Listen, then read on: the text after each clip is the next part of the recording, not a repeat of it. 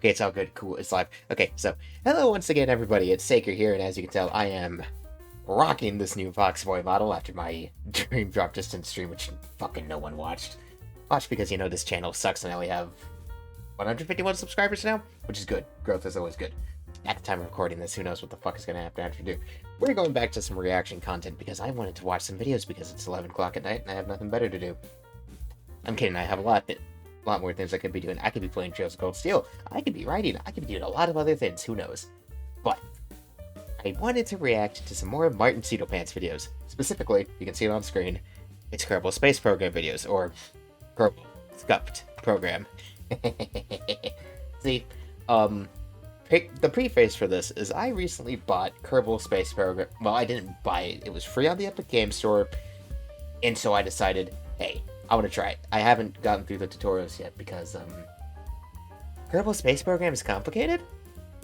Yeah, it's a pretty complicated game. And then you have people like Martin who just demolish the hell out of it and turn it into a complete and mess of insanity, while also teaching you a bit about rocket science. So, while we're doing that, well, it is time to simply, the benefit is simply watch him kill a bunch of Kerbals, and probably explode a ton of rockets along the way. as one naturally does. As one naturally does. Anyway, let's get on with it, shall we? Hello, Kerbal. Oh, he's not. Oh, hello. Hello again, Jeb here. Today, we'll be playing the greatest space disaster simulator to ever hit virtual store shelves. A game dedicated to constructing your own grand scientific endeavors, like how many Kerbals makes up an adequate crush space for this lander. Apparently, like, 6? That was about 6, yeah? About 6. About 6 is good. Yeah, 6 is good. A game that requires full activation of your frontal lobe. A game where ethics, morality, and the safety of your subjects take a backseat to science, exploration, and getting that bread. And a game where the inevitable catastrophic failure is often better than the mission itself. You may think that NASA has had some pretty terrible disasters over the years, but they have nothing on the Bean space program's preliminary rocket testing. Oh my. The little guy made some poor decisions with the last remaining fuel, and has just been sitting here on his space chair, all alone, orbiting the sun. How far out? Okay, dog, I'm recording right now. Give me a second. Fucking glad this is a recorded video. I can just freaking cut that out whenever my dogs get fucky. But how far out is he? Oh, that poor Kerbal. He's so far away. Martin, why do you do this to your Kerbals? And he's been here for the last 78 years. Oh. Poor lad. You might be wondering where I am right now. Well, I'm not on Kerbin. I'm also not on the moon. I'm not on Duna or Eve. Not Drez, Bop, or Pol. Not even Tylo. That was loud. I'm on a planet very, very far away. In a different solar system? An entirely different star to our own. An exoplanet. Proxima Centauri b. Hold on a minute. You might also be wondering how I got here. Well, it's quite a long story.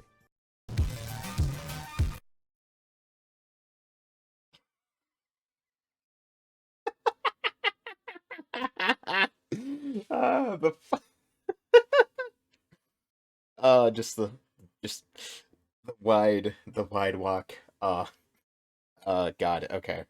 God, I'm so glad I can freely move my head around because I have freaking wireless headphones now that I can do that shit. But like, oh no. This is just our introduction. We're only 8 minute and a half in. We've got rockets, massive catastrophic explosions, oh god, intense nuclear radiation, antimatter containment. Orb. Orb. Wait, don't touch it. Don't touch. Oh.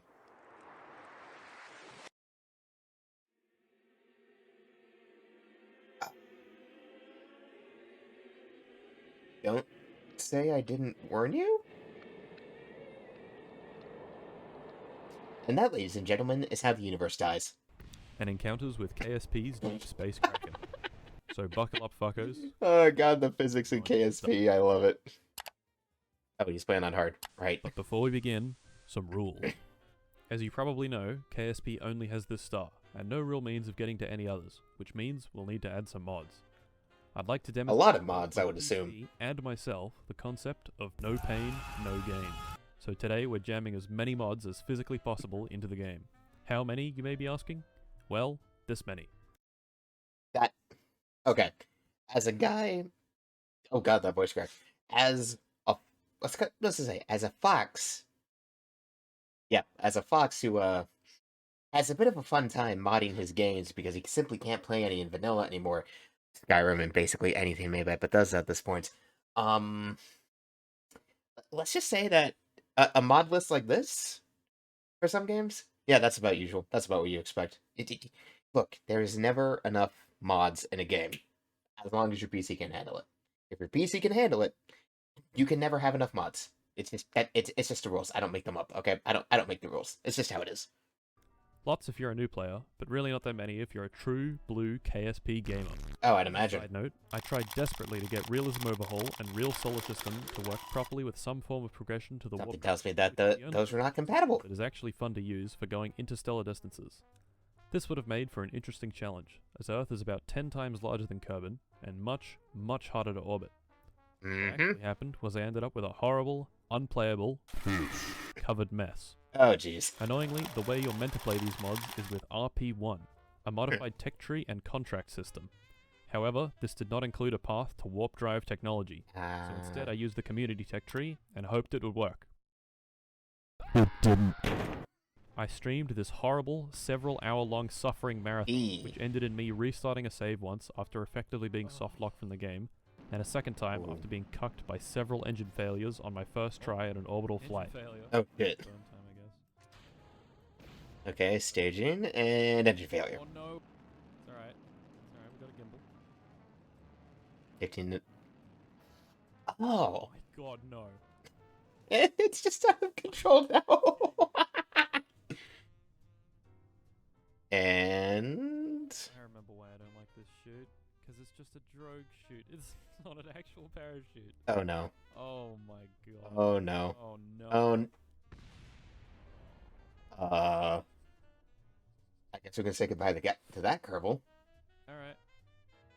If he hadn't I'm reset the still getting save. Drive to work in this mode, while keeping the game playable is possible, but I Maybe. clearly lack this KSP knowledge. So no Earth. Back to Kerbal. The mods that I actually have added add all sorts of cool and good stuff. New parts, new Wow. characters, new planets, tweaks to science, and the other stars, we have We have a acquired freaking the warp drive. space noodle. This way we'll get there within a few weeks instead of 800 years.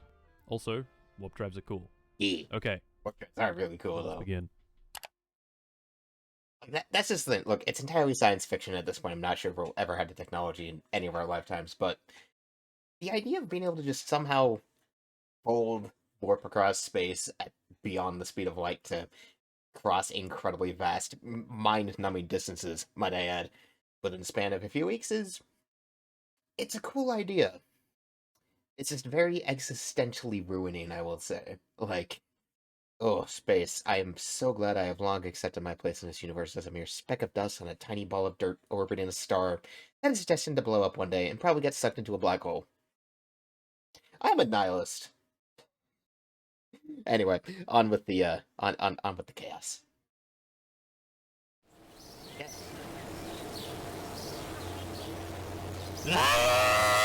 So, It wouldn't be a Martin video if he we have didn't a start long like road ahead that. of us. Our fledgling space program starts with a couple of bucks, some brave Kerbonauts, and several ex-war criminal rocket scientists. Our first rocket only has access to very basic parts. Gotta start To access somewhere. better parts, we must perform research and collect valuable data. Yeah, and by that we mean kill all the Kerbals. Exceedingly Kill the large pile Kerbans. of mods. Meaning the tech tree now expands very nice and far. This is good because it gives us much more time for things to go terribly wrong. The warp drive itself is all the way at the end for a cool 28,000 science points. Our first technologies cost 5. Anyway, enough babbling. That's a On to pretty big hefty cost. Our first rocket has one goal. That's it, just up. Okay. Yeah, freaking had to hook up Alpha. That's probably not going to agree with my stomach in a few hours. But, see, okay, from the bit of the tutorial that I played from Kerbal, that is basically, you just start by, can we get this rocket off the ground? Yes? Okay, cool. Now we move from there. And everything else just kind of branches from there. It's literal rocket science. Apparently, I have apparently seen people say that they say if you actually know what to do in Kerbal, you can probably be on a pretty good path to actually doing real life rocket flights. Though I would imagine there are a lot more things to consider if you do it in real life. But you know, we're here to watch the funny frogman do funny frogman things. To tackle this great challenge, the Bean space program has created the most powerful nugget to ever be launched. Its name, Obama Prism.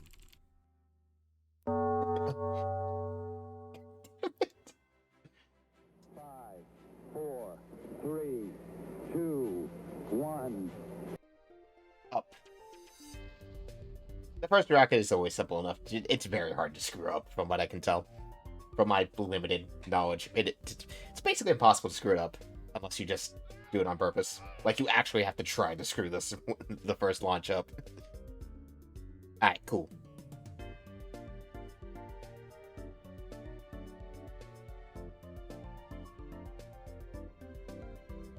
Whoop. Yay!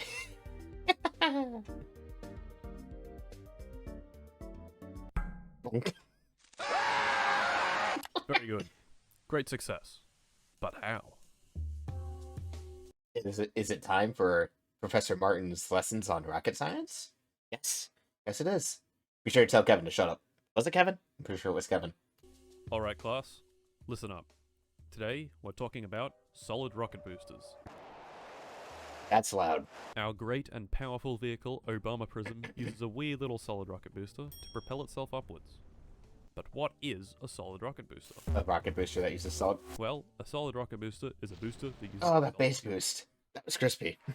Not in a good way. I wouldn't have figured that one out either. The solid fuel is made up of an oxidizing agent and a fuel. Okay, hold up. Let me like go back. Hold up. Just freaking. Okay, freaking. Let me scroll back on that real quick because I just want to see how that looks. I just want to stop on how that looks because it. Solid fuel is made. Okay, just like what? Okay, this tells you that I don't know anything, but I'm just like, God damn, it doesn't. An oxidizing agent and a fuel. It looks like some kind of crafting clay, and I find that very concerning. Okay, we're talking about the generation where we made a whole bit about eating goddamn washing machine soap pods because they looked like a weird fruit. And you're gonna put this in front of this generation? It looks like some kind of weird ass ice cream or some kind of weird ass clay. And you're telling me that this is shit they burn in a rocket.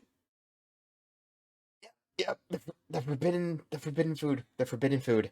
Fuel. Think of it like a high-powered explosive that explodes gently. When it's lit, the rocket burns this fuel and creates a very hot gas. Now, Kevin, please remind us about Newton's third law. Every action... Okay, Kevin, I'm gonna need you to be quiet. I did not ask. Anyway, Okay. I'll be totally honest and say, I was only in a community college for like a couple of years of my life before I fucking left because the college is not for me. I think we can say I've never had a professor who was like this. I've only ever seen it in like TV shows and here, but I feel a little bit bad for Kevin, but I also know I shouldn't be because I know where the series goes. It's funny every time though. Newton at one point was like, every action has an equal and opposite reaction. Let me. When you push a bitch, the bitch push back. Sir Isaac Broski Newton. God fucking damn it, the things he sneaks into these videos. I love it. Basically, push on something, and the thing... Ah, shit, did my model die? Ah, shit, hold up, let me fix that. Okay, there was a brief technical issue. Had to reconnect some stuff thrown into the casting program. Whatever, it's fixed. Let us resume. Oh god. Pushes back. This principle is how literally everything moves. Your car pushes the ground, which pushes back on the car. An airplane pushes the air. The air pushes the plane. Simple. Yes. So, when the hot gas shoots out one end, what happens to the rocket? It goes up. Shut up, Kevin! It goes forward in the opposite direction of the gas, thus creating thrust. So, when we smash that spacebar, the rocket goes up. Incredible. Indeed. Class dismissed. The 3D rotated Obama though, what the fuck? Okay. So, we've done our first launch, got our first bit of science, and completed our first contract. Very good. Next step is to leave the atmosphere of Kerbal and hopefully make it back in one piece. And not blow up in the To do this, process. We'll need to create the most powerful rocket ever built. Obama Prism 2. Just a 2. It's a That's all very you need. complex, Just a 2. intricately engineered rocket. We get Obama Prism 1, then attach 4 more boosters to it. If it works. Engineer. The boosters have no decouplers between them. So to get them to separate, we'll use the next booster to explode the spent booster. You'll see what I mean. Let's launch. It's this rocket staging. Great journey, we are once again launching our best and bravest pilot, Jeb. He's been around Good since luck, the Jeb. very beginning, along with Bill and Bob. A true staple of the KSP universe. Jeb is the first Kerbonaut any aspiring program manager launches. He's also the bravest the entire program has to offer, smiling in the face of even the greatest catastrophe, and he's dead. Oh no.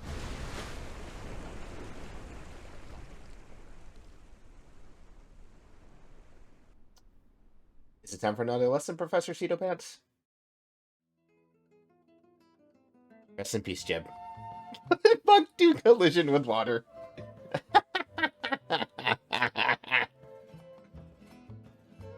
His face right before it, though.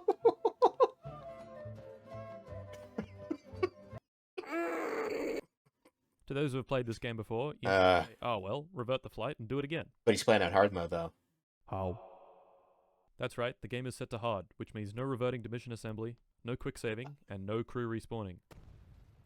So Jeb is actually dead. He's dead for good. Forever. But why is Jeb dead? Physics? Okay, class, sit down and buckle your fuckles. Lesson In this lesson, we're doing aerodynamic stability, and what even is space anyway? So what actually happened? Well, if we rewind the video, you'll notice a minute and difficult to catch detail that led to Jeb's death. Well, he If was you look pointed really down. close, you can see he smashes into the water at several times the speed of sound. Yeah, that'd do it. Interesting. But why? Passive Why? aerodynamic stability. I want you to imagine a dart flying through the air. The dart can only point in one direction. That's forward. gravity. If you try throwing a dart backwards, it'll just go and point forwards again. This is because a dart has wings at the back and its mass. Center of gravity. The dart is passively stable when flying forwards and unstable when flying backwards. Similar Going situation. crazy. Okay, look, Cora, mama dog. We can't do this roulette thing where you treat my door like a roulette, okay? Can't be letting you out every 5 minutes. With the late Obama Prism 2. The mass is concentrated towards the front of the vessel where the capsule is, and the little wings act to keep. Martin, do we need to talk about the chimp poster?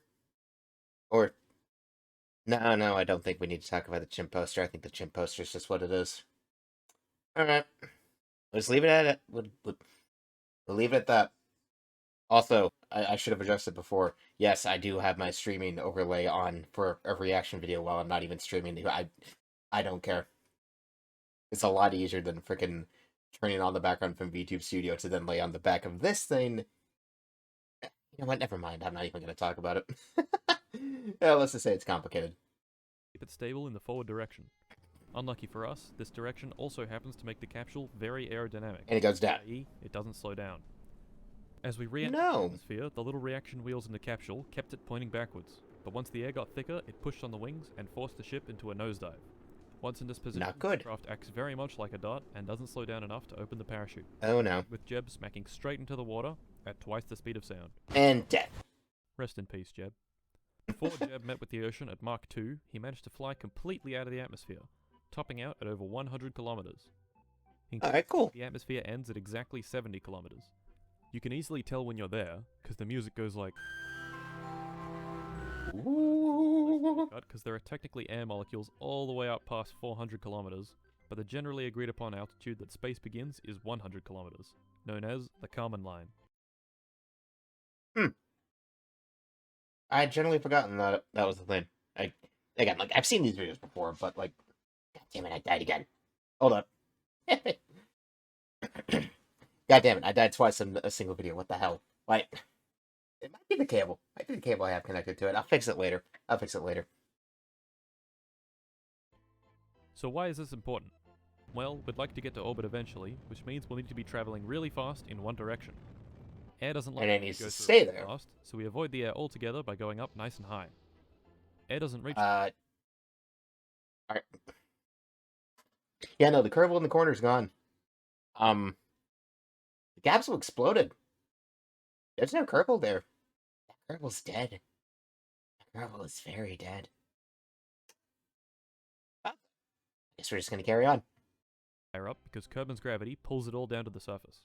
Also, Kevin, please just be quiet next time. The class is trying to learn. I didn't say anything, bro. Shut up! He didn't say anything, though. Class dismissed. Alright. I guess that's the day. Launch 3. How's this gonna go? Not well, I assume. Second launch down. Less successful than the first, but we still made money. Jeb may be dead, but we got that bread. There you go. Next up, we're actually going to invest our research into better parts to avoid our previous mistakes. Our next rocket is even more powerful than Obama Prism 2. It's just even longer. Prism 3. 3. Of I'll course. cut to the Has to be chase. 3. Obama Prism 3 didn't make it. To orbit, that is. Don't worry, Valentina is still alive. Okay. Wow. We didn't have enough fuel to reach orbit, so we turned around, ditched the tank, and splashed down in the water. Safely. At Without- 4 FPS. Very good. We didn't die. But we also didn't make it to orbit. Why? Lesson time. Okay, class, keep those fuckles buckled. Today, we're learning basic orbital mechanics. Among some others. Apoapsis. I still have no idea how to pronounce it. Why do we shoot parts off the rocket? Reduce Why don't we weight. instead just make a long noodly rocket that has all the fuel in a single tank? Mass. When these tanks are empty, they still contribute mass to the vessel. Yeah. Too heavy. Hey, cat. What equation is Newton most famous for? That's right. Force equals mass times acceleration. Oh yeah. If we do some high-level algebra, we can rearrange this and get acceleration is force divided by mass. When the mass is lower, the acceleration is higher. Or as I have to call this a high school physics lesson. Thus, eliminating excess mass makes you go faster. Very nice. After ditching our Wider you first are, the three faster solid you go. rocket booster stages, we Well, to be fair, sometimes the heavier it is, the faster you can go. God, you should see some big people run. They are scary fast. the special engine on our last stage. This is a liquid-fueled engine. Instead of burning a solid propellant, it mixes fuel and oxidizer inside the engine to create the hot gas. Liquid engines are much more efficient than solid I thought it was boosters dry that can be tonight. throttled and even turned off. Oh yeah, I forgot to mention, solid boosters can't be turned off. Oh yeah, no, you turn that shit on, it just Go. goes. And go. And go. Liquid-fueled engines are pretty cool, but they come with a price. Literally. Just the engine without Pricey. fuel on this rocket costs as much as all 3 of the solid rocket boosters combined. So solid boosters make economical sense for sections that don't need the greatest efficiency. Now, of You know, course, when it just needs to get you elephant off the in planet. room. No, not that elephant. He's purely ornamental. Our failure to reach orbit. Gravity. Gravity pulls at all objects with mass. Our spacecraft has mass, thus it is subject to gravity. Wow. Gravity pulls with a force depending on how far away from the body you are. If the mass and distance are kept constant, the force is also kept constant. Meaning, if you can generate enough force in the opposite direction, you can fly. And this, friends, is how a VTOL works. At least, you know, the scientific way to get a VTOL to work. The force it's pushing down is the same as what's pushing up, therefore it just hovers. As Martin has so kindly demonstrated for us here. God, VTOLs are such a cool aircraft design. It's a shame they're not as efficient as they could be nowadays. Oh, you know, you do have some pretty fun stuff on, like the British Harrier jet. Now, of course, there are many, many ways to... Dude, really? You're just gonna fucking stand there? You invited him in. As I was saying, there are many, many ways At least you got to him use out. force. Wings, brakes, engines, parachutes, magnets, electric fields, mass, just straight up pushing on shit. You get the idea. But today we want to look at centripetal and centrifugal forces. Both of these forces exist when something is rotating. Well, technically centrifugal force doesn't actually exist, but I'll leave that as an exercise for you to explain. I can't think... Okay. Because I do remember being taught this back in physics classes and shit. The funny thing... Okay. I think I can kind of weirdly explain it. I'm not as good. But... I think the idea is the reason it technically doesn't exist is because it can't be... Okay, let me ask. Have you ever... In the diagram, have you ever swung a ball around and you felt like an extra tug at the tip of it? That's technically centrifugal force. The weird thing is that apparently in physics it technically doesn't exist, which is kind of a weird thing. I can't explain it. I don't remember what my teacher said. It's been years, and I haven't had to apply this knowledge to anything.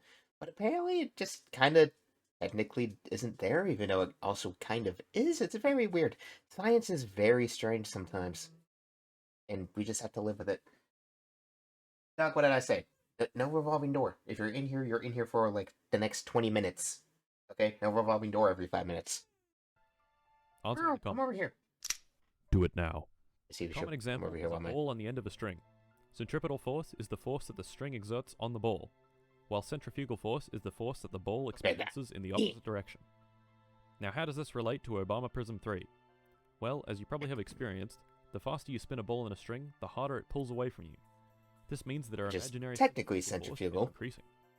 Once it goes past the force generated by gravity, we achieve orbit.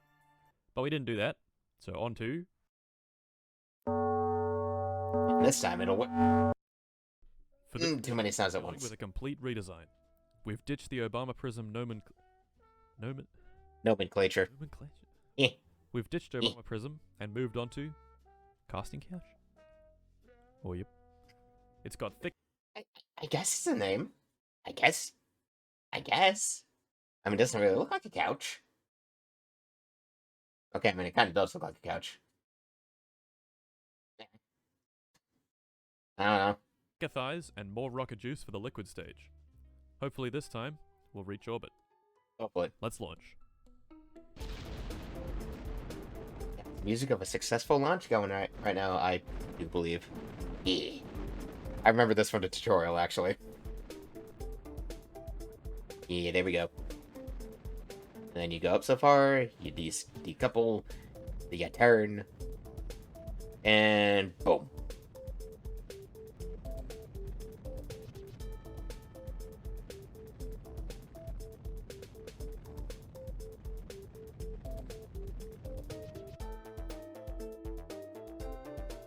Oh yeah. And would you look at that? An actual orbit. We've done it, Nice. lads. We'll be at Proxima Centauri in no time. That's gonna take a while longer. We'll deorbit. And you aim back down again. Yeah, that. Take your time. And down you go. So far we're not at the scuff Wow. parts, but we're Look at getting that. there. It's hot. Very hot. Very hot, in fact. So hot that it's learning time. Time to learn about friction. Friction. Okay, I had to get some freaking rule of three. Rule of three. I've had to let the dog out 3 times now. Cannot do it again because that would break the joke anyway. Time to learn about friction. Friction is all around us. Have you ever walked? E. Friction. Moved in a car and then E. stopped moving in a car? Friction. Rub 2 metal plates together so hard they form a robust friction weld? No. Friction. That last one is important. It demonstrates how friction generates lots of heat. So tell me, Kevin, why is there a giant plasma flare around casting couch? Eat. Friction? Lots and lots of friction. But he was right though. Yes. Okay, cool. In case you didn't realize, Yeah. our craft is moving really, really fast. Very fast. Over 2,000 meters per second, in fact. Got it. Which translates to roughly 32,927 Big Macs stacked vertically every single second. Okay, look, I'm American and I still can't translate that. Like, okay. Of all the Americanisms, Martin, my Australian brother, I can't translate that. Okay? I'm trying to, what is that in miles per hour? I don't know. Because I'm dumb. I don't do math. I don't like math. I don't like math beyond the basics. That's just how it is. This Foxboy is a dumb himbo. Pretty quick. As you can imagine, this means we have lots of kinetic energy.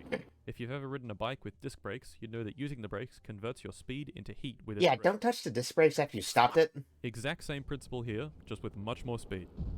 The amount of kinetic energy something has is related to the square of the velocity. This sounds kinda complicated, but it just means that when you double your speed, you quadruple your energy. So casting couch has a huge amount of energy. Hence, when it slows down, giant plasma flare. Nice. Launch 5. No. Launch 5 is boring. Just gonna skip it. In Launch 5, we did a quick shoot past the moon. We got some decent science, but it was boring. Now we're on Launch 6. The goal of launch Oh. is simple. Land on the moon, and come Boosters just... Okay, I'm just gonna skip over the boosters blowing up. And created the most powerful rocket ever built. Obama Prism 4. To Obama The prison. rocket uses two SMGs mounted to a large inner stage. The upper stage has a special liquid engine and a lot of fuel for it to drink. Let's launch. Let's go. See, right now we're still in some pretty simple stuff. It's working out fine the way it needs to. We're gonna start getting to the crazy stuff as soon as he gets past the moon, though. I mean, okay, the rocket stage is exploding. It's pretty... Oops. I don't think that was part of the plan. God, my throat is so dry. I don't know why.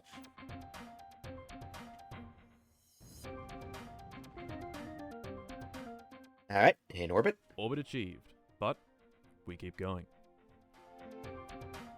We gotta launch away from the planet to get to the moon. Alright. And once you're in position. True. And...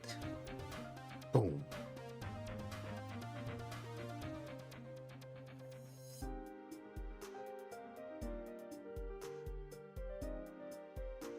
And coming in for the landing.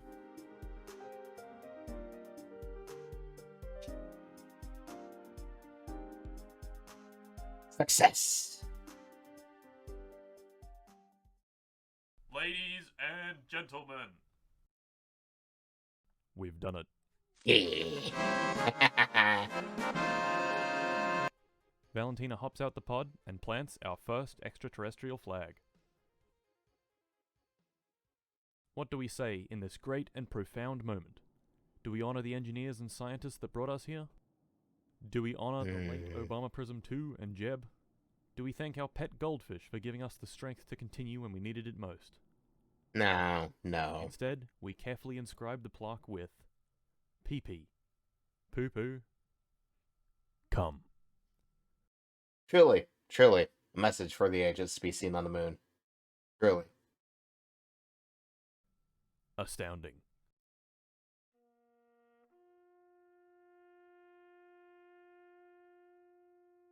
So, we're gonna get Valentina back? Yeah, she can go on a moonwalk. It'll be fine. I think.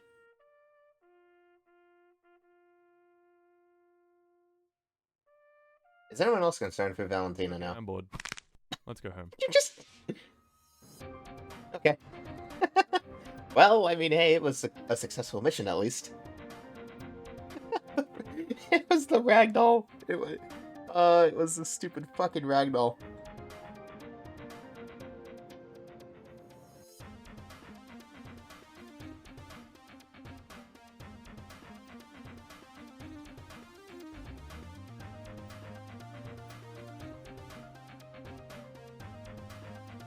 This is just a vibe. I'm just vibing now.